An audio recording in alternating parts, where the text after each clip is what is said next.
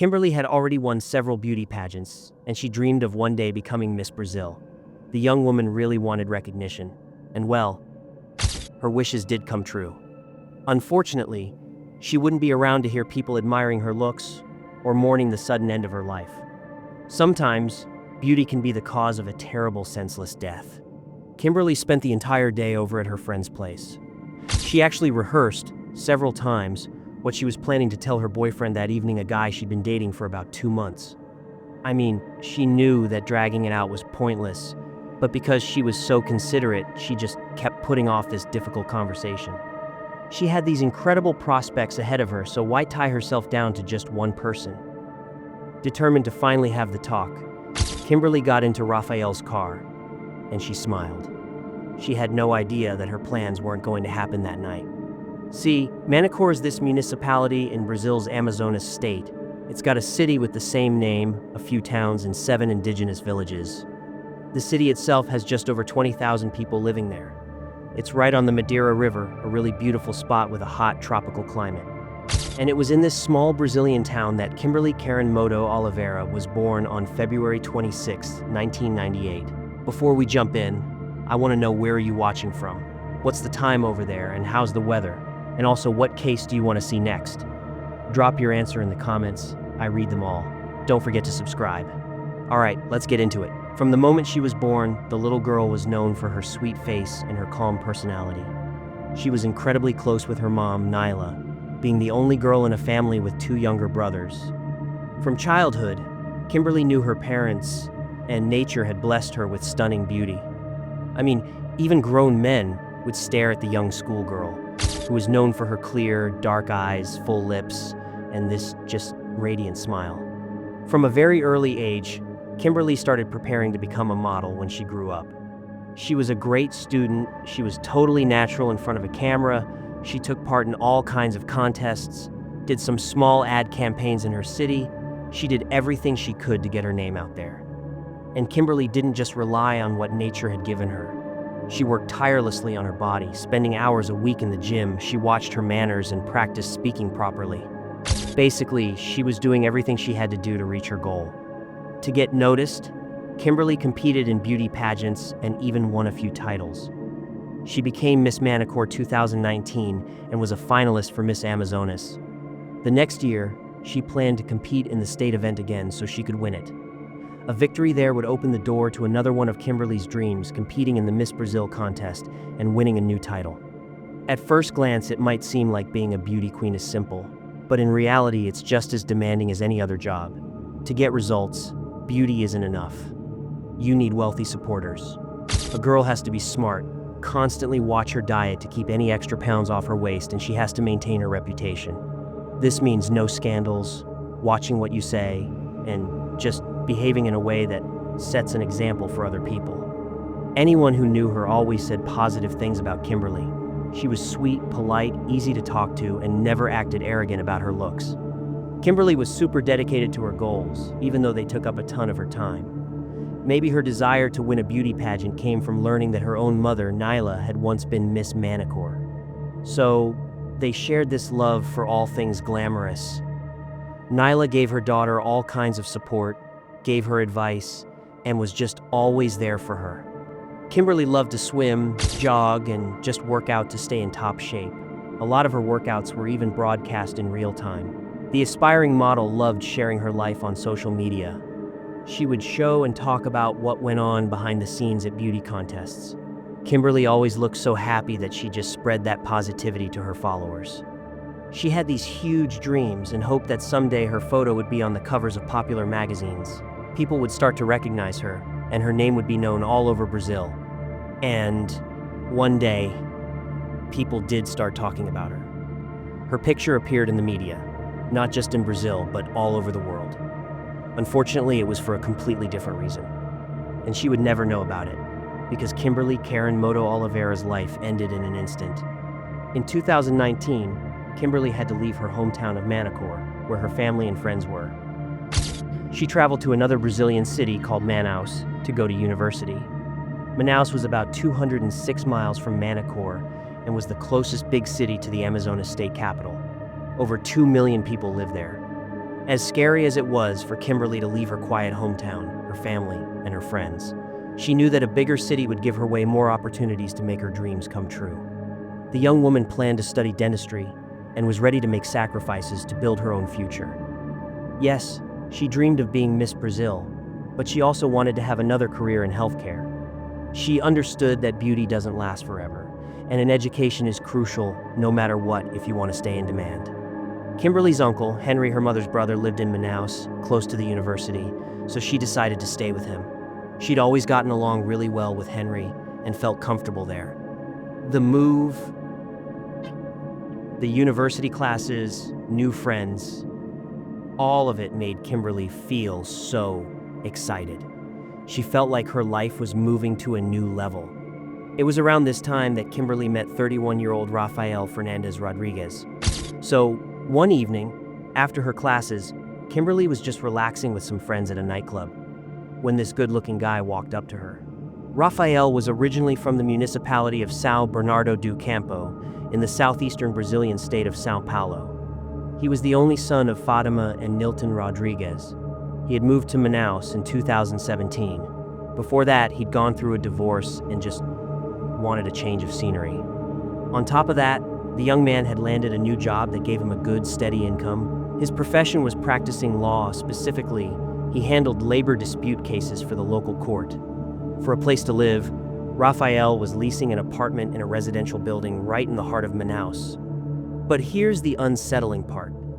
Not only was Rafael nearly a decade Kimberly's senior, he was also already intimately familiar with her life. He'd been watching her, following her social media profile for a while. This was possible because Kimberly's online presence was anything but private. She shared details about her life, constantly posts about herself, the pageants, her family, gym routines, basically anything that caught her interest. Her follower base was expanding steadily, creating this sense of familiarity where people felt like they'd known her for years. It was through this public profile that Rafael found Kimberly Karen Moto Oliveira, so he went into their first meeting with a full dossier on her, while Kimberly, she was walking in completely blind, knowing nothing at all about him. So that night when she was just kicking back with her friends in a nightclub, Rafael spotted her from across the room instantly. He made his way over, gave an introduction, and even offered to buy the college student a drink. Kimberly, though, turned him down, pointing out that she was with her friends and was fine. It was a clear rejection, but she delivered it with absolute grace. The whole time, Rafael played dumb. He never once admitted he knew exactly who she was or that he'd been looking at her profile online. He behaved as if this was their first encounter ever. For Kimberly, the interaction was so insignificant, she immediately put the guy who tried to hit on her out of her mind. She was, after all, completely used to men trying to get her attention. But Rafael was different. He simply refused to be dismissed. Just days after the club, he started a full-on digital assault, burying her photos and likes and bombarding her DMs with messages begging to meet. Then things escalated.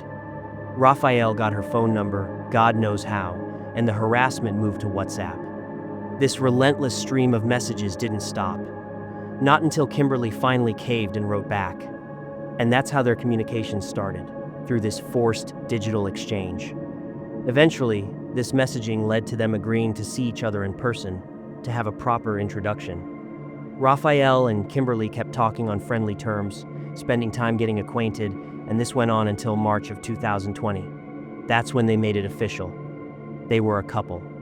And that decision, right there, marked a catastrophic shift in Kimberly's life. On the surface, things looked perfect, as they so often do. But behind closed doors, within the first couple of months, Kimberly was already telling her friends that Rafael was nothing like the person she thought he was. The moment they became an item, his real personality emerged. Turns out, Rafael was pathologically jealous and, in certain moments, just unbelievably toxic. His possessiveness was out of control. The man would go through her phone reading her texts, scrolling her pictures, checking her apps, her contact list, systematically erasing any concept of personal privacy. He was perpetually unhappy with who she spoke to, the kinds of photos she posted, or who was messaging her on her accounts. They were barely a new couple, yet he had already seized total control over his girlfriend's entire social life. And the absolute most insane thing about it was that Kimberly had done nothing to provoke this, but Raphael's aggression just kept escalating. It reached a fever pitch where he literally forbade her from having any male friends and dictated what she could and couldn't post online. Each meeting became an interrogation, with Raphael grilling Kimberly on her whereabouts, her activities, her conversations. His goal was to micromanage every single piece of her existence. By the 2-month mark, Kimberly was telling friends she was at her breaking point. She saw his conduct for what it was, completely unhinged. She had zero desire to throw away her future by staying with someone so toxic and made up her mind to end it. She was just looking for the right opportunity to break the news to him. Kimberly was just 22 years old at this point, and this man's suffocating control was crushing her. She was baffled, wondering how she'd ever bought his act or missed the glaring red flags in his personality. Honestly, she was just sick of the entire relationship. Her whole life was stretching out in front of her, a future in dentistry, more pageant titles, a modeling career, you name it. There was no way Kimberly was going to let some guy derail her ambitions or poison her self-worth. She refused to be manipulated or controlled, and she certainly wasn't going to let her entire world shrink down to the size of one man. Their time together was filled with constant arguments. Raphael's tactic was always to try and buy his way out of trouble with expensive gifts, bouquets of flowers, or fancy dinners. But that was just putting a band-aid on a gaping wound. In her heart, Kimberly was certain their relationship was doomed. No meal or present was ever going to fix what was broken. Then came Sunday, May 10th, Mother's Day in Brazil. That morning, Kimberly felt a pang of sadness, knowing her university schedule kept her stuck in Manaus, unable to go home and celebrate with her mom. She desperately wished she could be with the person she was closest to in the world on that special day. Since that wasn't possible, Kimberly did the next best thing. She put up a picture of the two of them on her social media. The caption she wrote was incredibly heartfelt, saying their love was unique and that words couldn't capture the depth of her admiration. She thanked her mom for her unwavering support, finishing with a simple, powerful message of love and how much she missed her. This post was yet another testament to the beautiful, tight bond between them. After sharing that, Kimberly tried to work through her melancholy with a run, joined by her Uncle Henry and one of his friends. A short while later, her boyfriend, Raphael, showed up and joined them. So, the group made their way over to the nearest park. To any outside observer, Kimberly and Raphael gave off the impression that everything was normal. There was no fighting, and they both seemed to be in a perfectly fine mood. When the morning run was over, Kimberly informed her uncle of her plans to spend the day with a friend, promising to update him on her return time later on. But then, sometime around 10:30 that night, a text message came through from Kimberly to her uncle's phone. She asked him to leave the front door unlocked, explaining that she didn't have her keys. She still had that serious talk with her boyfriend scheduled for the evening. The whole day, she'd been steeling herself for this conversation, and, she just didn't want to be an inconvenience to Henry.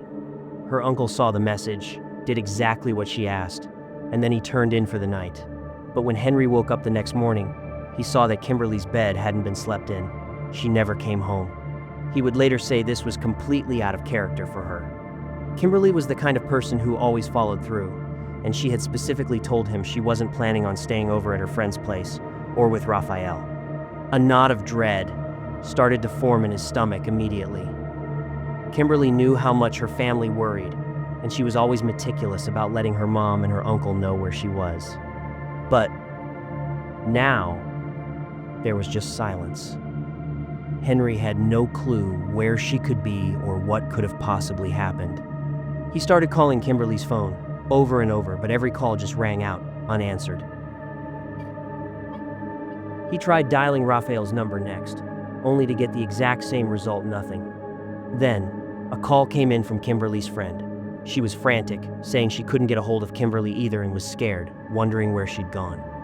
The two of them had made a plan for Kimberly to call right after her talk with Raphael to let her know how it went. That was it. Deeply worried now, Henry jumped in his car and drove directly to Raphael's apartment building, determined to figure out why they were both ignoring their phones. But no one answered the door there either. Her uncle knocked. He called their numbers again while standing in the hallway. It was completely useless. In that instant, Henry became convinced that something terrible had happened to both of them. He left Raphael's apartment, and drove straight to the police station to report his niece and her boyfriend missing. The police, however, were basically useless. Kimberly was 22, Raphael was 31. The official line at the station was that they were both adults, so there was no real cause for alarm. They suggested that maybe the couple had just decided to take a spontaneous trip somewhere quiet, to be alone. Unbelievable. In their eyes, they were grown adults who had every right to do as they pleased. Henry knew better. He knew Kimberly would never, ever put her family through that kind of worry without so much as a word. He called his sister Nayla, Kimberly's mother, and explained the situation. Nyla, at the time, was in the middle of a battle with cancer. Her health was already fragile, and the stress of her daughter being missing. Dear God, it just made everything so much worse. Still, the woman had to summon every ounce of her strength and refused to let her mind go to the darkest places. With the police unwilling to do anything, other relatives who shared Henry's fears decided they had to take matters into their own hands. The family launched their own search, blasting photos of both Kimberly and Raphael across every social media platform they could think of, begging the public for any information about the couple's whereabouts. They held on to a sliver of hope that maybe a follower had seen them somewhere. But even as they prayed they would be found safe, they feared they were already in serious danger. Unfortunately, their efforts didn't work. Finally, after some time had passed, the authorities were spurred into action. On May 12th, at around 4:30 in the morning, a body was discovered.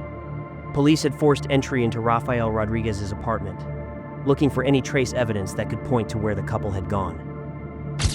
They found Kimberly's body. She was on the floor in a pool of blood, a sheet draped over her. An examination revealed several stab wounds, one to her chest and 2 more to her neck. The initial assessment was that she had been deceased for roughly 4 hours. The scene was just a nightmare. There were bloody drag marks leading through every room in the apartment. While detectives were processing the scene, they located the murder weapon. It was a long kitchen knife, just left out on the balcony. It was covered in bloody fingerprints and was immediately bagged and sent to the forensics lab for a full analysis. Officers also noted the apartment was freezing cold. Someone had deliberately left the air conditioner blasting. The intent behind this was likely twofold: to slow down the body's natural decomposition and to try and conceal the smell. And even though police found Kimberly inside Raphael's apartment, Raphael himself had vanished. Where he was once considered a missing person alongside her, he was now their one and only suspect. Once the lab results came back, there was no doubt. The forensic analysis confirmed that the fingerprints on that knife belonged to Rafael Rodriguez, the dead girl's boyfriend. His face was immediately plastered across all social media. Police issued a public appeal for any information on his location, warning everyone that he was to be considered dangerous. After the autopsy was completed, Kimberly's body was flown by a small plane back to her hometown of Manacor. She was laid to rest on May 13th, 2020.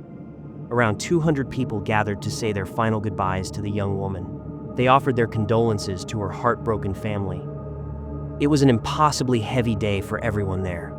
It's a profoundly difficult thing, saying goodbye to someone whose life was so full of promise, cut short before she had the chance to realize any of it. Back in her hometown, Kimberly was a local celebrity, mostly because of her winning the beauty pageant. She was also a huge part of the traditional Watermelon Festival, where she would always perform and help promote the event. In a lot of ways, she was a real point of pride for the city. And now, she'll be remembered there forever as their beauty queen. At the same time, her followers on social media were just reeling, mourning her senseless and early death. No one could wrap their head around who would possibly want to harm the sweet, smiling Kimberly. Law enforcement knew the clock was ticking, that they had to find Raphael fast before he had a chance to get out of the country. Kimberly's friends came forward and told the police that she had been planning to end her relationship with Raphael, so the theory was that she probably tried to break up with him that night. And that, they believed, is what pushed him to do something so terrible. It was just this sick, classic case of a man who decided that if he couldn't have her, then nobody could. The very next day, on May 13th, patrol officers found Raphael's car. It was in a town called Caracaray, about 370 miles from Manaus. Data from traffic cameras showed that he'd been driving so incredibly fast that he just lost control and crashed. He took a sharp turn, and the car went flying off the road and flipped over. The white Audi was completely totaled, but Raphael himself was gone. He had either taken off from the crash site on foot or, more likely, gotten a ride from a passing car. It's impossible to know if he was hurt in the accident, but his car was just a wreck of mangled steel. Traffic police were able to figure out that after the crash, another driver did, in fact, pick Raphael up and took him to the closest town. From there, Raphael called a cab, made a stop at a bank to pull out some cash, and then he started heading towards Boa Vista, a city right near the border with Venezuela. Detectives were pretty sure his plan was to flee Brazil and go into hiding in Venezuela, so they raced to the border, spoke with the authorities there, and got confirmation of their suspicions. Raphael had, in fact, tried to cross into Venezuela, but thank God he was turned away. The only reason his attempt was even on record was because of a medical checkpoint they had set up due to the pandemic. Realizing his plan had failed, Raphael disappeared into the nearby forest, so the police immediately shifted their search to that wooded area. Meanwhile, on May 14th, investigators uncovered surveillance footage from the night Kimberly disappeared. The video recordings clearly show Raphael in his white Audi picking Kimberly up from the friend's house where she'd spent the entire day. Another camera angle shows the two of them walking toward Raphael's apartment building together at around 11 p.m. Before that, they were also caught on video inside the elevator. Everything looked completely normal. They weren't arguing or anything like that. They just calmly rode up to his floor and went inside his apartment. Then, at about 1:30 in the morning, the cameras show Raphael leaving the building all by himself. He looked calm, cool, completely composed. He showed absolutely no sign that he had just committed a violent crime. No anxiety, no guilt, no shame. His face was a complete blank. It was like watching some guy just leave his apartment in the middle of the night to run an errand. Except Kimberly never walked out of that apartment again. Back at the Venezuelan border, a search party got a tip about where Raphael might be hiding out. They found him, concealed in a little makeshift shelter he'd built in the woods. It looked like he was planning to just live there until the heat died down. But before law enforcement could move in and grab him, they were attacked by 6 men Raphael had hired as his own private security detail. These were just some random guys Raphael had paid a ton of money to, basically to protect him from being assaulted, and these guys, damn, they took their job seriously. They came at the officers armed with machetes. Things could have gotten really ugly, but the police managed to explain the reality of the situation to the guards. They told them that the man they were protecting, Raphael, was the prime suspect in the brutal murder of his girlfriend. And by getting in the way of his arrest, they were making themselves accomplices to a murder. Of course, none of them wanted to risk their necks for some stranger, especially not a criminal. They had no idea the guy paying them so well was a fugitive. The guards immediately stood down. And just like that, Rafael Rodriguez was arrested and taken into custody. It also came out that 2 of the men he hired, a 24-year-old and a 17-year-old, both locals, had actively helped him hide in the forest, so they were arrested too for helping him evade capture. After his arrest, Raphael's whole demeanor seemed to change. All of that composure just vanished. He confessed to the entire horrific crime. He told the police everything that happened that night, the night Kimberly went silent. And then he started talking. He told detectives exactly what happened. That late in the evening, he picked Kimberly up from her friend's place, and the 2 of them went back to his apartment.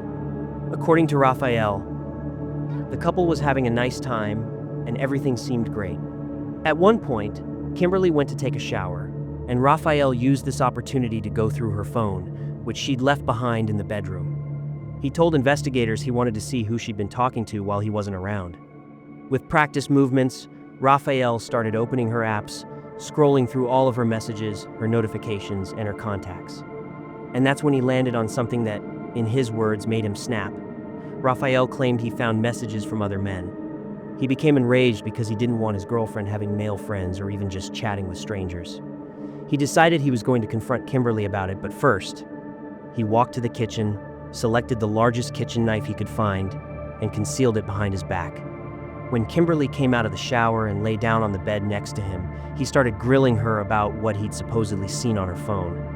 Raphael's story is that Kimberly lied directly to his face. She told him she had no kind of relationship with any of those men, that they were just messages people sent her that she ignored and paid no attention to. He said it was because of this lie that he just exploded. He pulled the knife out and started stabbing the girl as she was lying on her back. He drove the knife into Kimberly's neck and chest several times. She died from those injuries. A second before, she was just relaxing in bed next to her boyfriend. And then he pulls a knife from behind his back and launches this brutal attack, accusing her of something she hadn't even done. Kimberly must have been taken completely by surprise. She probably didn't even have time to understand what was happening before it was over. And through all this, Raphael insisted that he loved Kimberly very much. How could he possibly attack his girlfriend over some messages? How could he do something so horrible to her and then just cover the body with a sheet and drive away? The trial for Raphael was pushed back because of the pandemic. His defense attorneys argued that their client had a mental disorder that made him unfit to stand trial. These claims forced Raphael to go through several psychiatric evaluations. In the end, though, he was determined to be competent enough to face the legal consequences for what he'd done. On October 27, 2021, the court proceedings finally got underway. The prosecution brought in several witnesses, they presented DNA evidence, and they showed the surveillance footage. The prosecutor laid out Raphael's alleged actions on that night. After killing Kimberly Karen Moto Oliveira, Raphael had tried to move her body to dispose of it, or at least hide it better. But he panicked when he realized there was blood, just literally everywhere. The body was also too heavy to get out of the apartment discreetly, so that was out of the question. Raphael couldn't think straight, so he called his father, his 60-year-old dad Nilton Rodriguez, and confessed to everything he had just done. His father listened silently to his son's horrific story, and then advised Raphael to either call the police immediately or turn himself in at the station. But Raphael told him he couldn't surrender. His new plan, he said, was to flee to Spain. Before leaving the apartment, he left the air conditioner running to try and slow down the evidence of the crime. Then he got into his car, the white Audi, and started driving toward the Venezuelan border, planning to get to Spain from there. On the way, he threw Kimberly's cell phone out the window into some woods. He was hoping this would throw the police off his trail if they tried to track the phone. In his panicked state, Raphael missed a turn, and his car went flying off the highway. Miraculously, he was barely hurt, getting away with just a few bruises and scratches. From there, Raphael hitchhiked to the nearest town, took a taxi to a bank to get cash, and then made his way to Boa Vista. When he was denied entry into Venezuela, he went into hiding in that makeshift forest shelter after hiring those guys for security. Raphael's defense was that he did all of this in a flash of anger, not because of jealousy, he claimed, but because Kimberly lied to him. Only her family and friends could guess what really happened. The most likely scenario is that she tried to end their relationship that night, and Raphael decided that if he couldn't have her, no one would. On October 28th, 2021, Raphael was sentenced to just 14 years in prison. On the same day the verdict was announced, Kimberly's mother, Nyla, passed away from leukemia. Throughout the entire trial, her health had been getting steadily worse. The woman had been fighting cancer for a long time, and she found the strength to hold on until there was justice for her daughter. But as soon as that sentence was read, it was like her body just gave up. Within hours, she was gone. Sick and exhausted, Nyla had attended every single court hearing from her hospital bed via video chat. When it was all over, it seemed like she was in a hurry to leave this world and be with her daughter again. But those aren't the only deaths Raphael Rodriguez is responsible for. His father, 60-year-old Nilton Rodriguez, took his own life by jumping in front of a train on the day his son was arrested. He was ashamed of Raphael. And, for raising a monster, he just never recovered from that phone call. However, Raphael's mother, Fatima, had a different take. She stated that it was nothing more than an accident, that her husband suffered from high blood pressure and was incredibly anxious over his son's arrest. She claimed he was on the train platform that day when he started to feel sick and accidentally fell onto the tracks. But many are certain that Nilton took his own life, unable to live with the situation. Kimberly's two younger brothers had to go through the deaths of two of their closest family members. First, they lost their older sister, and then, right after, their mother was gone too. Before they could even begin to process one tragedy, they were hit with another one that was just as terrible. Raphael destroyed so many lives in a single moment. But his mother, in her statement, said that she wouldn't condemn her son because others had already done that. She said he had already begun to pay for his mistake. She explained that Raphael is her only son, that he didn't smoke or do drugs, but that he had this irresistible, all-consuming love for Kimberly, and that he was blinded by it. Those were her words. But no matter how strong that love might have been, it could never justify what he did. Fatima went on to say that her son was a calm, balanced person who everyone liked. She claimed she had seen his past relationships, and he'd never once been jealous or tried to control anyone, let alone raise a hand to someone he loved. But every single one of those claims his mother made was contradicted in court by a woman who used to date Raphael. She testified as a witness, and she told the court that her own relationship with him ended precisely because of his jealousy and his possessive behavior. Apparently, the portrait his mother painted didn't quite match the reality of his past. This whole ordeal also took a serious toll on Fatima's health. Back in 2019, she had been diagnosed with breast cancer. Now, without the support of her husband or her son, she was facing all of this completely on her own. To most people, Raphael's punishment felt nowhere near severe enough for the crime he committed. 14 years in prison just doesn't seem like a long time in exchange for a life.